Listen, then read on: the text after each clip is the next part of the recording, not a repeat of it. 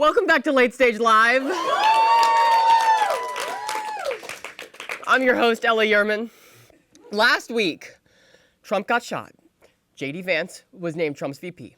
Biden got COVID and then dropped out and named Kamala Harris as his successor in the same month that the Supreme Court ruled that the president is immune from crimes, and the same year that I decided to get married to the news.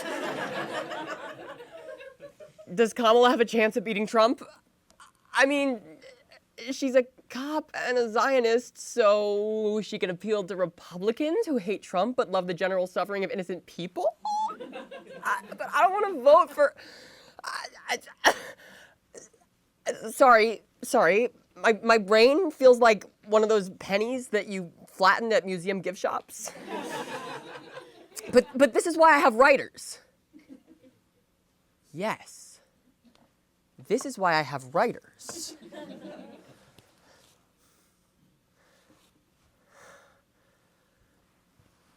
Brandon, hey!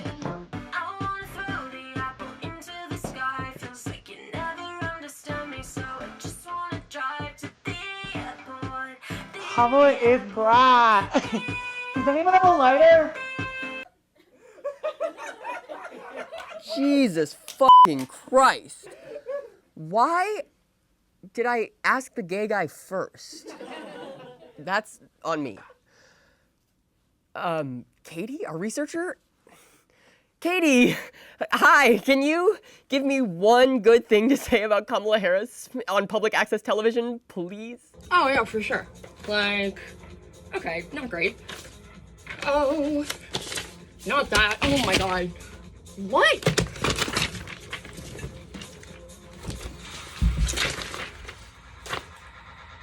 No. God damn it.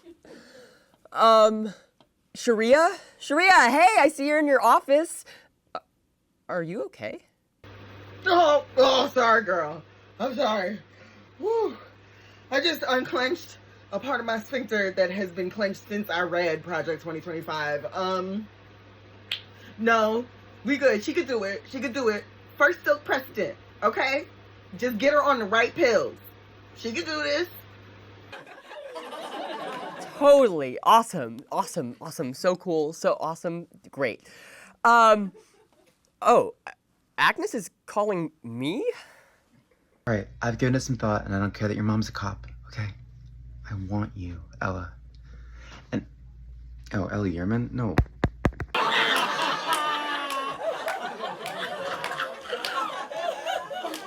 I don't know what to do with that. Maybe we need HR.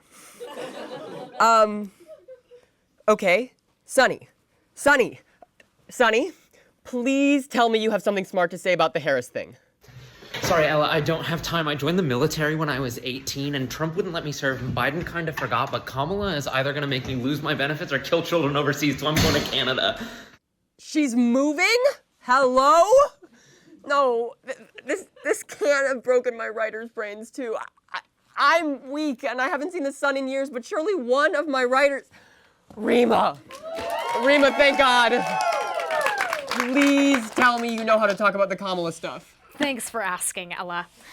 According to the #1 news source for lobotomy hopefuls, Pop Base, Kamala's campaign raised $81 million in the first 24 hours of her announcing. $81 million?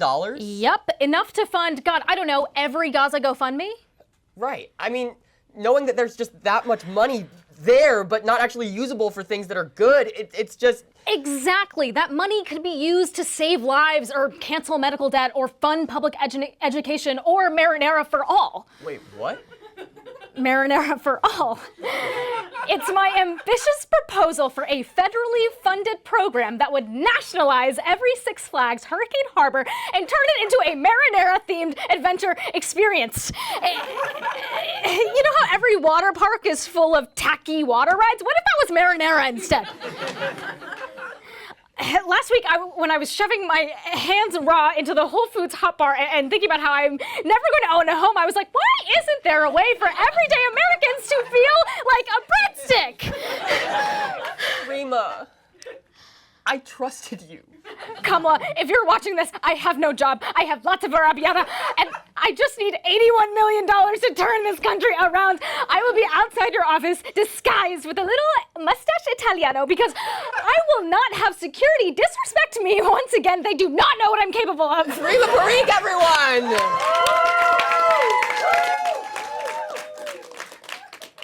My life. What do I do? That's all my writers.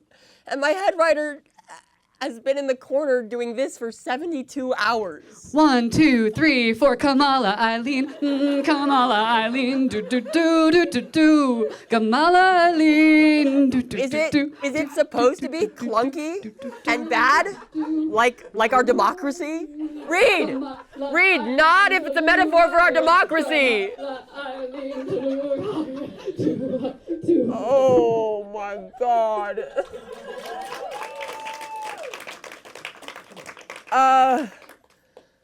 Okay. Time for me to lead, I guess. I can do this. I was trained in theater, which is what this is. We donate millions of dollars every 4 years just so candidates can step ball change and get glowing reviews from the New York Times. This year, Biden's slow, painful striptease of a resignation edged us all the way to $81 million orgasms. And now we have Kamala, who could be belting out an 11 o'clock Israel arms embargo, but instead is just giving us the same 16-bar cut of coconut tree. We paid millions of dollars, girl! Step it up! We will talk about the election on this show. We will cover it, I promise. Could you imagine if we didn't? Even Fallon talks about this shit. But we also can't let this never-ending production of a candidate chorus line distract us from the real material issues that are happening right now. Because that's what all of this is designed to do. And so, speaking of things that are happening right now, Israeli Prime Minister Benjamin Netanyahu, who grew up in America, addressed Congress on Wednesday, calling October 7th the equivalent of 29/11s. Wow. He's really the perfect product of American public schools. Bad at math, excellent at killing children. Palestinian-American Representative Rashida Tlaib attended the address, which was on her birthday, and held up a sign that said war criminal. Wait, what's so bad about spending your birthday with a war criminal? Said Bill Clinton and Michelle Obama. Presidential candidate and worm fertilizer RFK Jr. recently announced, as president, I won't take sides on 9/11. As opposed to Trump, whose official stance on 9/11 is, F yeah, fireworks. France announced it won't let French athletes wear a hijab during the Olympics in the name of secularism. And they mean that shit. When the Pope visits, they make his hat regular.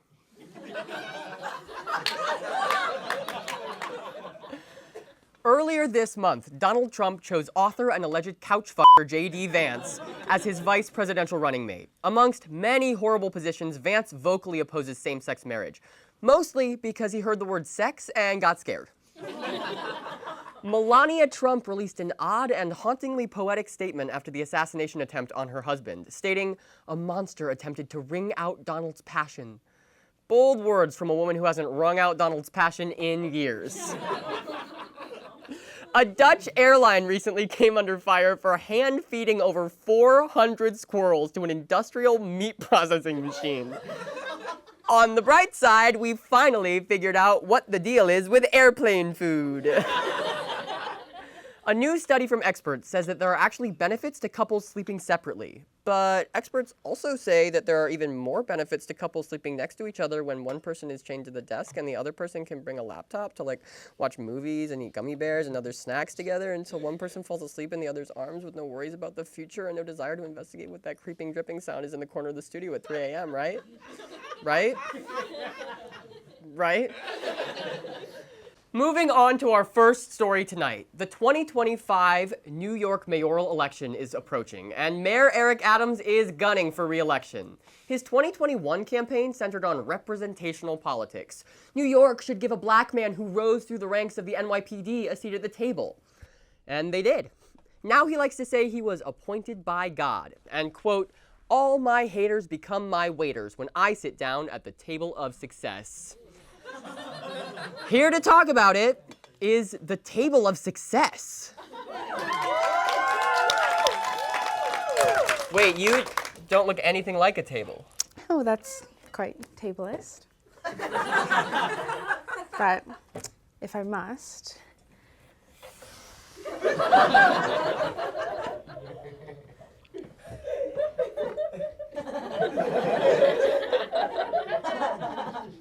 I stand corrected. Okay, let's cut to the chase. What has Adams achieved since sitting at you? Oh, he's achieved sitting at me. It's a huge deal to be black and the mayor of New York City. Okay, but since... When he was 15 years old, Adams was taken into police custody and kicked repeatedly in the dick until he was pissing blood for a week. The cop who did it? Magnus Hirschfeld. Ever since then, Adams made it his mission to reform the NYPD from the inside, like RFK's brainworm. You know what they say, if you can't stop getting beat by them, join them. Okay, I mean, that's a moving success story for him, I guess, but shouldn't his success benefit his constituents? It has. Adams has developed programs to teach the public how to interact with cops.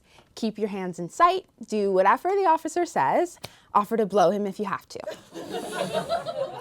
As long as he's having a good day and you're doing everything right, 9 times out of 10, you won't get shot. 10 times out of 10 you shouldn't get shot. And he developed all of those programs way before he got a seat at you. In fact, since his election, complaints against the NYPD hit their highest levels in over a decade. Oh, but I should be happy that a corrupt ex-cop with bad policies is the mayor just because he's a black corrupt ex-cop with bad policies? Yes. Because, to quote your boy, when a mayor has swagger, the city has swagger. Corrupt, violent, carceral swagger. Bingo. Are you telling me that a seat at the table of success is just an excuse for marginalized people to be awful? Exactly. Eventually, one of you cunty little freaks will get the privilege of sitting at me. And then the cop who's sodomizing you with her nightstick will have the tightest tuck you've ever seen. And that's important. Jesus Christ. Oh, he sat at me too. What? What? The Last Supper. That was me. But, wait, no, The Last Supper was actually on mats on the floor because it was Passover. That painting is an incredibly Western... You're lying! I don't think you're getting this, Ella. A rising tide raises all ships, even the black and gay ones. Representation is important. How would we hear the voice of men in sweatpants without John Fetterman? Don't you mean how would we hear the voice of the working class? Potato, tomato. And look at Kamala. Her parents fought for civil rights so their daughter could understudy an old white dude. These are all terrible examples. But I'm luxurious. I'm mahogany. And one time, Condoleezza Rice ate Colin Powell's ass on top of me while they listened to Britney Spears and the Meow Mix theme. Isn't that the music they use to torture people at Gitmo? Yes, but it started as Condoleezza's sex playlist. You're distracting me from the point, which is exactly what seat at the table success stories do. Adams ran on a platform of making the NYPD more accountable, but the current chief of patrol shot and killed a man in 2008. The chief of department was accused of sexual harassment and sexual assault. The police commissioner was accused of cheating on his sergeant's exam, and the assistant commissioner and city hall liaison has 51 misconduct allegations, 4 of which are substantiated. Calling that accountability is like calling Liam the most famous member of One Direction. Who is Liam? Exactly. It's not real accountability at all. Seat at the table politics will never work because having power within the system requires you to turn your back on your community. It's not about your community, it's about you. You get to convince yourself that your power is power for everyone. Police killings are actually pretty slay when the fingers pulling the triggers have French tips. You get the privilege of being the figurehead that the next HSTS Hitler growing up closeted in Oklahoma aspires to be. You're the one all the technocrats and oligarchs get to point to and say, see, we aren't bigoted, we got one. And that's supposed to feel good? No, Ella. It's supposed to feel great. You'll wake up every day and think, when I wake up, it scares me that I'm not scared. Is that? A direct quote from Mayor Eric Adams. Of course it is. Don't act like you don't know what I'm talking about. Your whole platform is being the only trans voice in late night. You're trying to get a seat at me like everybody else. But that's different. That's different. I don't have any power. Yeah. But it starts small. First, Jezebel calls you a generational talent. Then next thing you know, you get picked up by HBO Max, and suddenly you can't critique anything said by The New Yorker or Vogue or Bon Appetit because they're all owned by Condé Nast, which is owned by Advanced Publications, which is the majority stockholder in Warner Brothers Discovery, which owns HBO Max, which owns you. Oh, and it's such a shame because Chris Morocco is such a juicy target. But you don't care. Because you want your daddy, Jon Stewart, to come around and say he's so proud of you, don't you? You want that so bad. But how else am I supposed to get my voice out there? Oh, I don't know. Yell? You're pretty loud. The table of success, everyone. We'll be right back. And now, straight from a rooftop in Butler, Pennsylvania, in mix.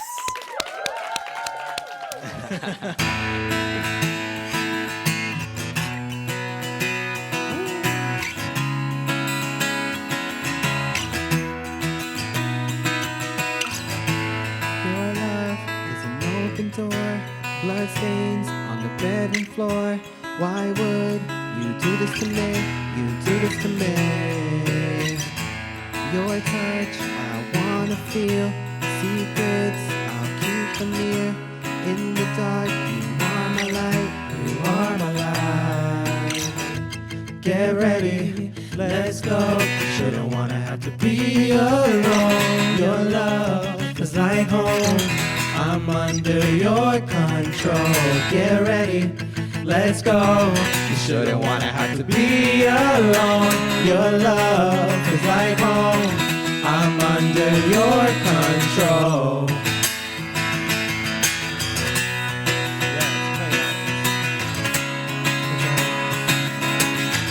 I'm under your control.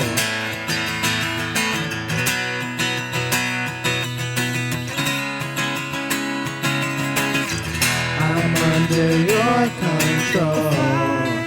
If I could find a way to make it back one day. So funny how life has changed. Make me take a chance, the chance to find my way, find a way to grow, to help me take control.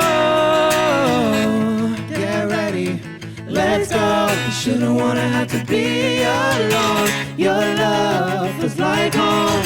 I'm under your control. Get ready, let's go. You shouldn't wanna have to be alone. Your love is like home. I'm under your control. Your control. Your control. I'm under your control.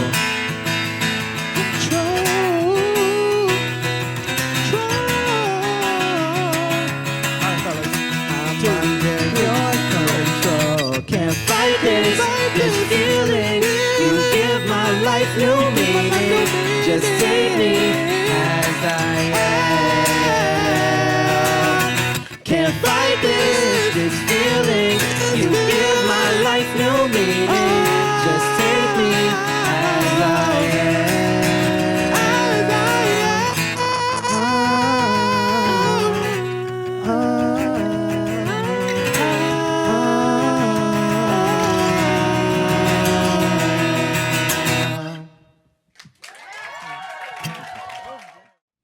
Welcome back. Before our final story tonight, I have to admit something. I met someone. She lives in Canada, and she's the greatest thing the cold, dark hours in the BreadTube Discord have ever given me.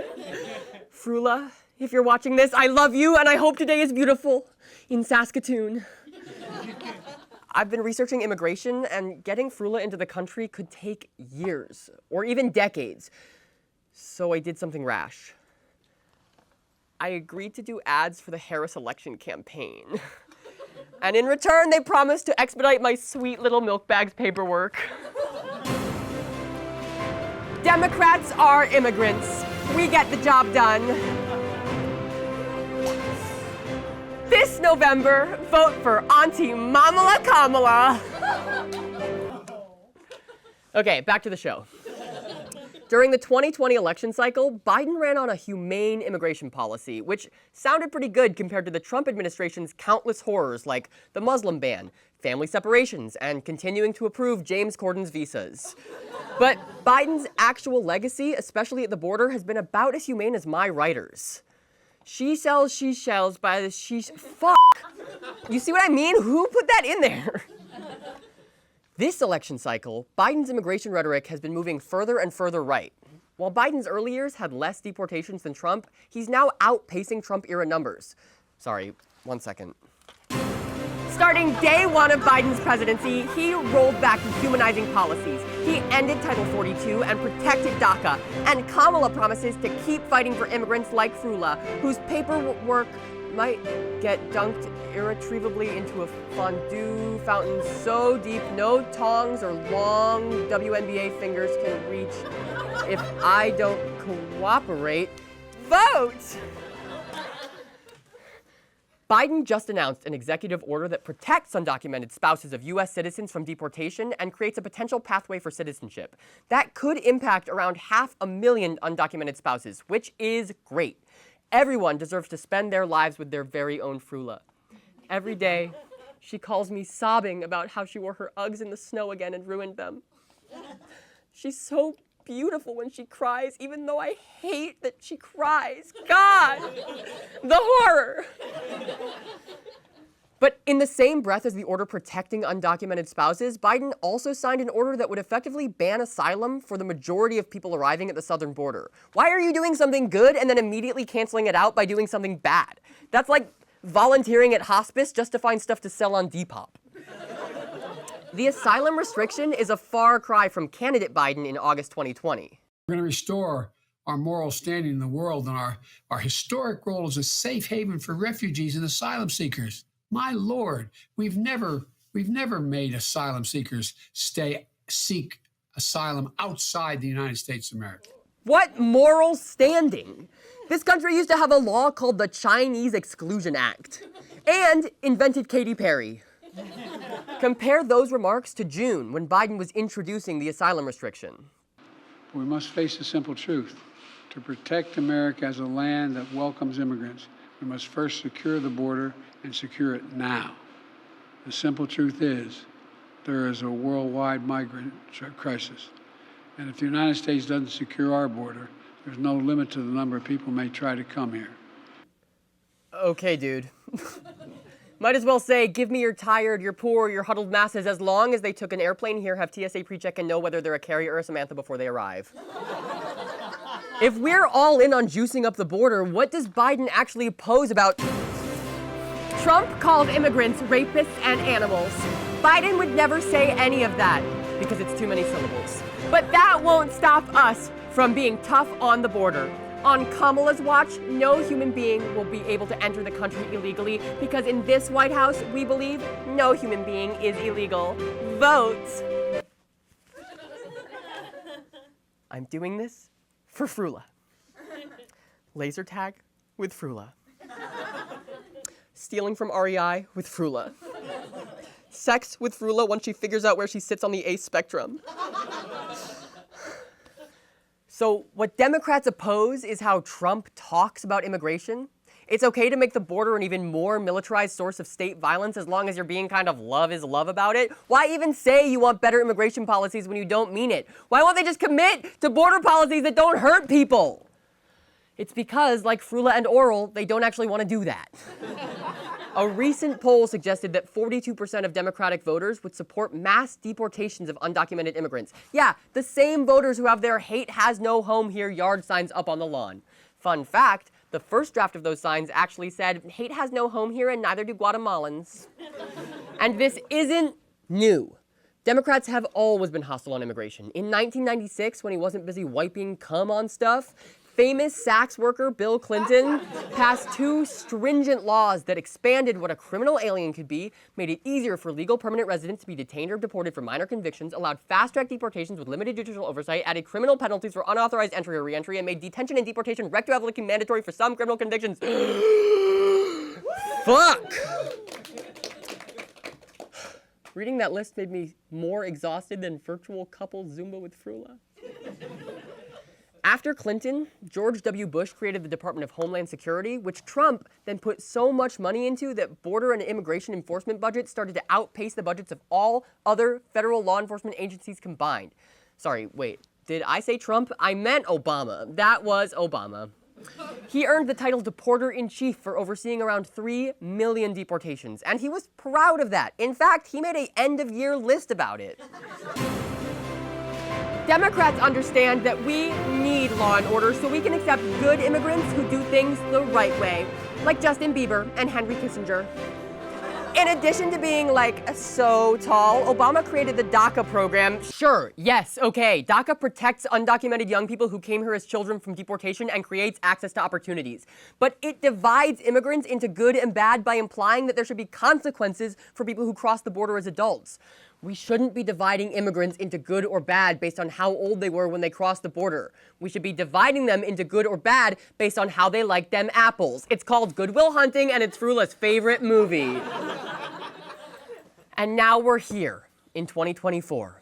Bolstered by a moral panic around a migrant crisis, Texas Governor Greg Abbott has started busing tens of thousands of incoming migrants to Democratic cities to overwhelm their mayors.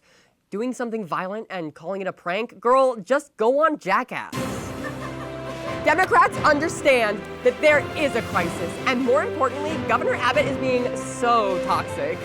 Voting Democrat in November won't mean that migrants will receive good treatment. That would be stupid, obviously. But it does mean that anyone apprehended at the border will receive the American welcome, a pocket copy of the Constitution, a Baja Blast, and a pat on the lower back, just bordering on weird, before being deported. Vote! Yeah, Abbott is playing the world's first game of chicken to be condemned by Human Rights Watch. But Democrats aren't doing much better. Dem mayors are publicly begging Biden for federal funding. In Chicago, migrants were forced to sleep on floors of police stations or warehouses, with thousands of families to a shelter, no hot water, and moldy food. In December, a 5-year-old died from contracting several illnesses in one of them. A 5-year-old died? But I can't say that Biden should be K-worded? And even when Dems do put money toward immigration, they put it in the wrong places. That unsafe shelter in Chicago came out of the Democrat mayor's $29 million contract with Gardaworld, a private company whose whole thing is handling the migrant crisis badly. Florida Governor Ron DeSantis hired them to move asylum seekers to Democratic cities, and then Chicago hired them to build shitty shelters for those asylum seekers. That's like if Taco Bell started a rideshare company for cross-faded people that will only take them to Taco Bell. It's almost like you don't care about getting people home safely, you care about getting money for Taco Bell. Not very Liv Moss. Liv Manos. I almost downloaded Duolingo one time. Okay, yeah, that's not on fleek. But in 2021, Biden signed an executive order barring the Department of Justice from renewing contracts with for-profit prisons. But the order didn't apply to the Department of Homeland Security, so the private prison industry just shifted focus to private immigration detention centers. Today, it's a $3 billion government-backed operation, and despite his campaign promises to end it, use of solitary confinement in detention centers has exploded under Biden's watch, too. ICE is also holding people for insanely long stretches, an average of 27 days, almost double the 15 days in solitary the UN classifies as torture. Oh, you know, that actually doesn't sound so bad. I've been alone in the studio for 28 days, and I'm doing pretty... Actually, no, that sounds so bad. Exactly. Tell your friends, Joe Biden can get hard on crime. And yeah, you forgot that he's still president. Democrats believe in life, liberty, and the pursuit of happiness as long as you didn't do anything illegal, in which case you will be struck by the hand of God, or Adonai, or Allah, or whatever. Kwanzaa writes. Vote! Immigrants who are detained are held in solitary for insane reasons all the time. A Guatemalan man was held in solitary in a jail in Maryland for 2 months for having a prosthetic leg, which is the first I've heard of anyone treating disabled people worse than they did on Glee. And whether someone is here legally or illegally, nobody should ever be put in solitary or in ICE cages at all. All right, Democrats have a question for voters. What the f*** do you want us to do? Seems like you want us to spread Lady Liberty's alphabet-ass legs and take in whoever happens by. You know what would happen if we let in just anyone to the country? Poverty. Spanish music playing at Old Navy. Race mixing, which is only okay for Asian babies. A fentanyl crisis, but in America. There's nothing wrong with a border. Vote. We already have a fentanyl crisis in America, and there always has been something wrong with our border. When the U.S. Border Patrol was founded in 1924, they literally recruited from the KKK. For real? It was 1924. They couldn't get non-KKK, regular-style racist white people in there? There were no Taylor Swift fans in 1924?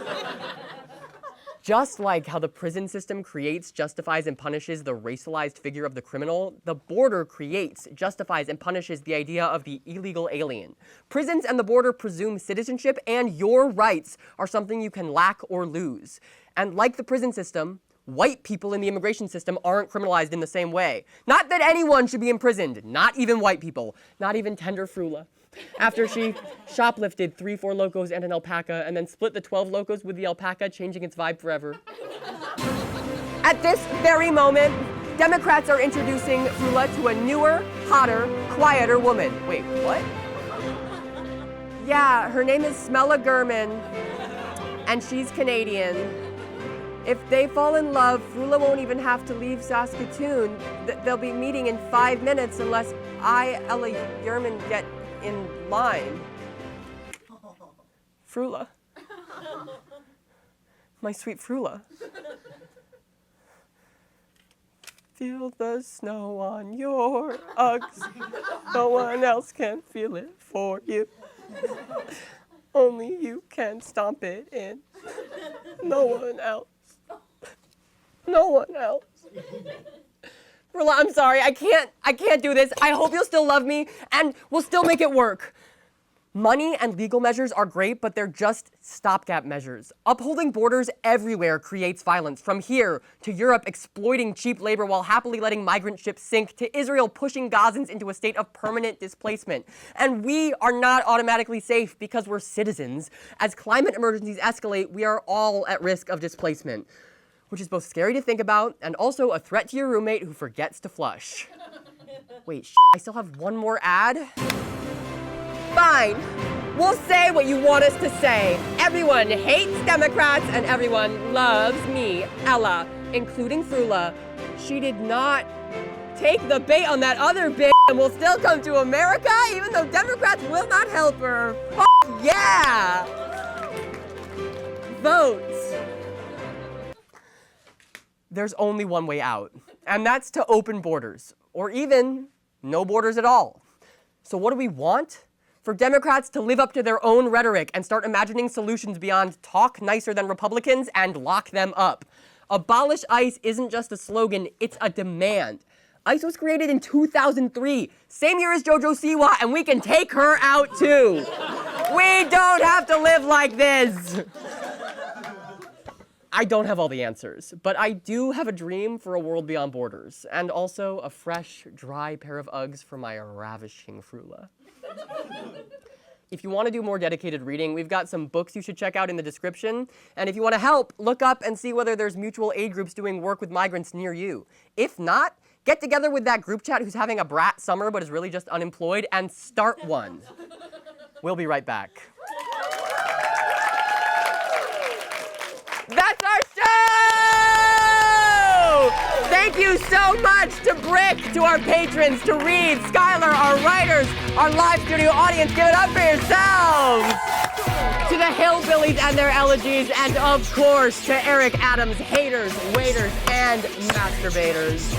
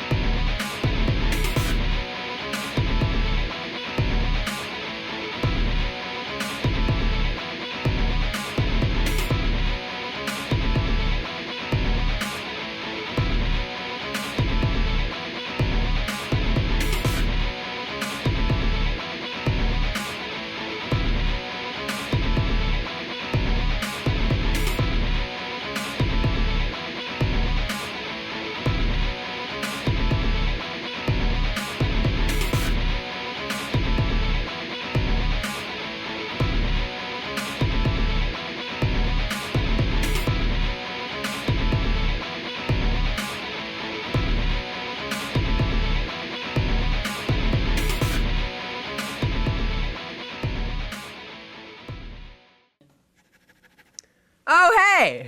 Thanks for watching that episode of Late Stage Live. That was pretty cool of you. Make sure to like the video and subscribe to our channel if you want to see more. And if you're a real freak about it, you can leave a comment down below. Yeah, the algorithm loves that. If you really want to help us keep making radical, queer, independent, leftist late-night television, you can head on over to patreon.com/latestagelive, where we give you BTS footage and access to our Discord and lots of other cool treats. And you give us money to make